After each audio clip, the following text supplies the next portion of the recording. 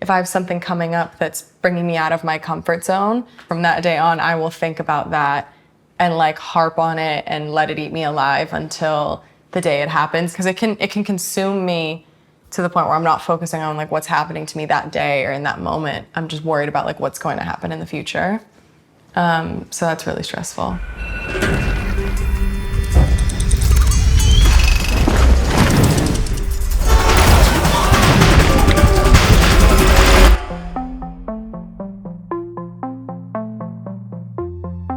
I know that I live a very fortunate lifestyle. I know that I might not have some of the daily struggles that some people might have. I have a really great family. I have a wonderful job. I'm stable financially. I'm very blessed and fortunate. It doesn't mean that I don't have crippling anxiety. A lot of my anticipatory anxiety is like honing in or focusing almost too much on one thing that might bring me out of my comfort zone and just like not being able to get it out of my head until it actually happens. I, for example, really don't like public speaking. Like it makes me really nervous and uncomfortable. But then there's moments in my life, as a public figure that I do have to kind of be in that position. It's just so many eyeballs looking at you at one time. I've messed up before too.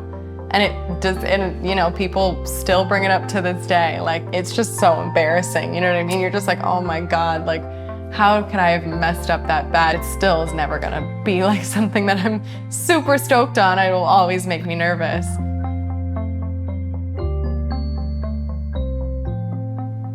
Anticipatory anxiety is when you are feeling anxious about something that hasn't happened yet and may never happen. So you're anticipating that something catastrophic or disastrous is going to happen. Oh my God, that's me. That's literally me. How does it happen for you? It's like all I think about. I mean, I'm like doomsday. Like I like literally start to think about like the worst possible thing that like could happen or like. The thing about anticipatory anxiety is people feel like it protects me to feel like I know what's going to happen.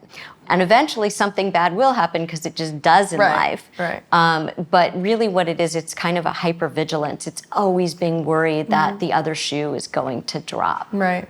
And it's always a negative view of the future. It's never like anticipating something good, if you notice that. Right. And so it comes out in all kinds of contexts. It comes out in work, like if someone has a presentation at work, they come up with all these ways that it's going to go badly. Yeah. Or they're in a relationship and their boyfriend or girlfriend comes home and they're kind of distant and they immediately go to, this person's gonna break up with me.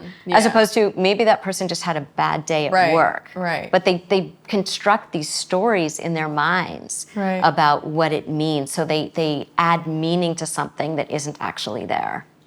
I feel like my version of anticipatory anxiety might not be the worst. It might not be that bad. But how bad can it get? When do you know that someone might need help or it might get to a point that it's crippling? Some anticipatory anxiety is healthy. So you're going into a new experience, like you're taking a test or you're going into an interview. You want to have that adrenaline going. Right. You want to be focused and on your game. But where it starts to be problematic is when it cripples you, when it interferes with your functioning. So some people will say, I can't go to a party because I'm so worried. Afraid or I of can't, this or that, yeah. Yes, or I can't go interview for that job, or I can't go on that date because I get too anxious. So it's really interfering with your day-to-day functioning. When you've experienced anticipatory anxiety, how do you know that you're having it? Do you feel it in your body? What happens for you? For example, I don't like public speaking very much. The moment that I, schedule it and I know it's happening, to the moment it actually happens, like I will think about it constantly and it'll just like eat me alive. Like I won't be able to forget about it. And the day I'm getting ready to go, I just have like so much anxiety. Like it feels like my blood is like boiling and I'm just like I'm like shaking. My mouth is dry. Like it can feel like a panic attack sometimes. Definitely. And then if someone has a panic attack, what happens is they worry they're going to have another. So they end up feeling like, I'm so worried that I'm going to have another panic attack, that they end up having a panic attack about the fact that they might have another panic attack. Right. And that's what's so insidious about anxiety. Right. I think another thing that happens is people are perfectionists. And if you feel like there's no room for error, you're going to feel really anxious about it. That's me. And you think that everyone's going to notice that you made the mistake. Yeah, exactly. Right? So Yeah. no one really notices, but you think everyone's really examining you that way. So a lot of people who are perfectionistic tend to have a lot of anxiety around public appearances. Yeah, I'm a big perfectionist. Yeah. I never want to mess up. I want to do everything perfect. Right. And so I would say to somebody like that in therapy, so what's the worst that can happen if you're up there and you don't do something perfectly? I guess if you mess up enough that people notice, they just make fun of you. That's the worst that can happen. See, I think it shows that you're human. We have some audience questions because I really wanted to bring the audience into this. Sure. How do you prevent letting your mind wander into anticipation anxiety? Staying present. So if you notice that you're in the future or you're in the past, to really ground yourself. And there are a lot of grounding exercises that people can do to stay present. And one of them is called the 5, 4, 3, 2, 1, which is you notice 5 things that you can see right now. Okay. 4 things that you can hear right now. Okay. 3 things that you can feel right now. 2 things that you can, smell right now. Yeah. 1 thing that you can Taste. There you go. You go through the senses. Yeah, exactly. right. Exactly. And it really brings you into the present because you have to really notice. Yeah. All right, next question. Does anxiety cause memory loss issues? I've never heard that question before. Well, that's actually a great question because when we're anxious, we secrete stress hormones. Right. And when you have chronic oversecretion of stress hormones, it can affect your memory and it can affect your brain. Oh my God. Not to make you more anxious. I had no idea. And honestly, I think that makes so much sense. My memory is terrible and my stress levels are so high. That is so interesting. I had no idea. Wow. I've been asking all the professionals that I've been speaking with just some advice or tips that, viewers can apply to their lives and take home with them. There are so many ways that people can manage their anxiety, and some things that they can do on their own have to do partly with some grounding exercises. So one of them we talked about earlier, the 5, 4, 3, 2, 1. Yeah.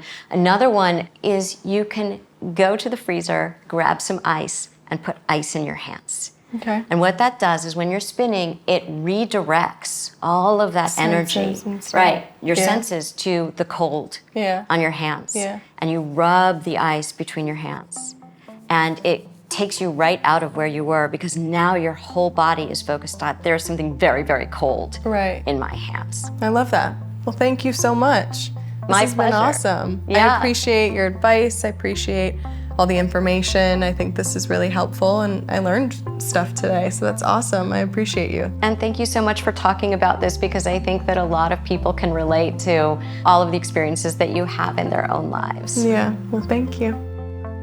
There's been so many situations where I've had to kind of face fears or face situations like that and honestly own all that anxiety. You just have to do it to not only grow as a person, but become a better person and, show that you care about a situation. After this whole series, I've really come to the conclusion that I want to be more present, that I just want to actually really, really try to be as present as I possibly can. It's an awesome feeling when you hear a professional talking about something that's so similar to your situation. It's a great way to not feel alone in it all. So I think that's the main thing I'd love for people to take away from it.